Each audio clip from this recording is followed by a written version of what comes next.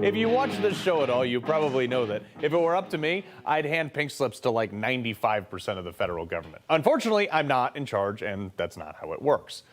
But there is something very similar Americans have at their disposal. The progressive movement, honestly, and a bunch of Republicans are absolutely terrified of.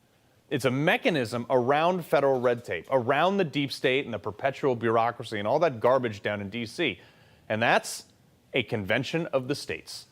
Now, our founding fathers kind of predicted the situation we're in today. A government drunk with power, forcefully involved in nearly every aspect of our lives, and what they can't get passed by legislature, parties do by executive fiat. It happens on both sides of the aisle.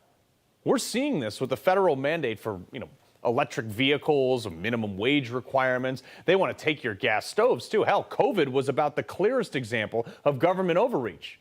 All done by executive authority, no constitutional merits, massive power grabs, most of which they got wrong, by the way, and a lot of it the courts overturned once it reached them.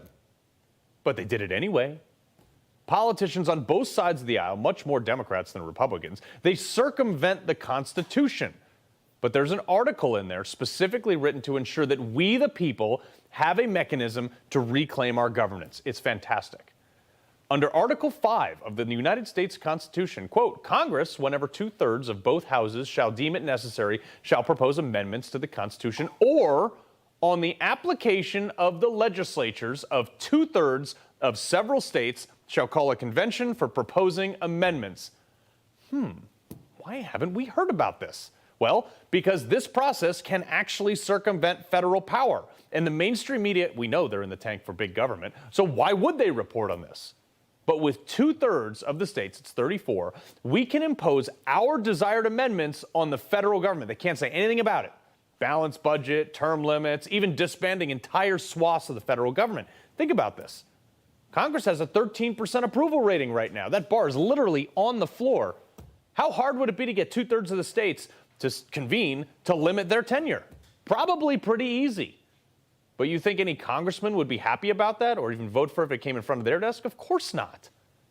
But in this convention, there isn't a damn thing the D.C. swamp creatures can do about it. The Convention of States literally exists for this reason, empowering us with the rights given to all of us. But as in the case with anything government related, there's a process with it.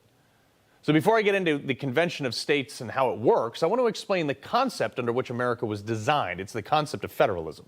A centralized government with constitutional limitations, leaving everything else to fall onto the states, or to a decentralized local government. This is all noted in the 10th Amendment. I'm sure every one of you have read this. Quote, the powers not delegated to the United States by the Constitution nor prohibited to it by the states are reserved to the states respectively or to the people. That means the Constitution has specific things the federal government can do and cannot do. Specific limitations, and anything not specifically noted is up to the states to legislate. Now, we all know that the creeping gradualism of government has completely overreached. I mean, totally. And the founding fathers understood this. And lawsuits are prohibitively expensive, folks, so it's hard to charge that way. But by the time these things do reach the courts to be overturned, the damage is likely already done. The founding fathers wanted to make sure we had a mechanism to challenge this. And that's what this process is for. It's a backstop for America. So, how does it work? Well, as I said, you need 2/3 of the states, you need 34 of them, to first call a convention by passing an identical resolution to a major issue facing the country. This could be anything. Like I said, this would be more expeditious on a universal issue like term limits or a balanced budget. But this is by far the hardest step because people have to buy into it. And since there's such opposition between the parties, it's a pretty high bar. So the issues must be chosen carefully. Now, Republicans only control, I think, 55% of state legislatures nationwide. So you're going to need some Democrats to buy on board, but that's not an impossible task. There's a lot of issues that we can agree on. I think federal tenure is probably one of them. So once you have the 34 states on board, a convention would be called for the purposes of proposing amendments. All 50 states would then send a delegate who would advocate for their state's interest. Each would get one vote towards any proposed constitutional amendment.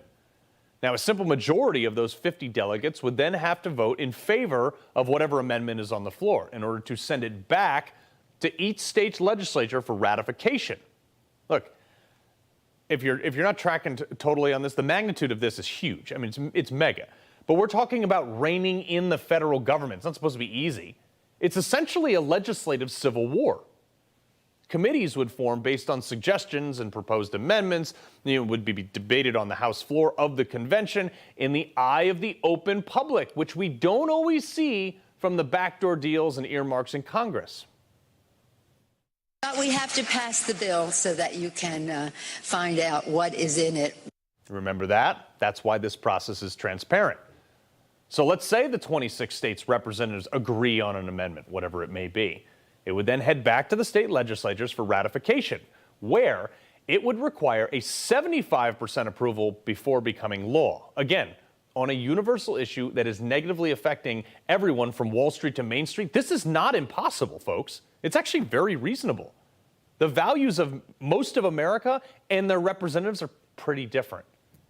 And if this were to happen, Congress would have no say. That's my favorite part about this. Thanks to Article 5, Congress can't block amendments favorable to the states, regardless of where they stand politically. Congress is also constitutionally obligated to call for a convention after receiving the requisite number of state requests and would have no power to deliberate on whether to call an Article 5 convention once it's received the requisite number of applications. So, how many times in your life, folks, have you felt that Congress has given you the middle finger? And do 2/3 of normal Americans feel the same way? I'd venture to say probably yes. Article 5 is giving it right back to Congress, a founding principle to make sure they in D.C. know that they work for us. So why aren't we doing this? Well, there actually is a group that is literally doing this. They have recruited 19 states, all of which have passed the Convention of States application since 2014. And calls for reform are growing louder by the day. What does that say about the state of our country, folks? People are seeing the value this can bring. So if you're tired of Capitol Hill giving you the finger, this is the way to give it back.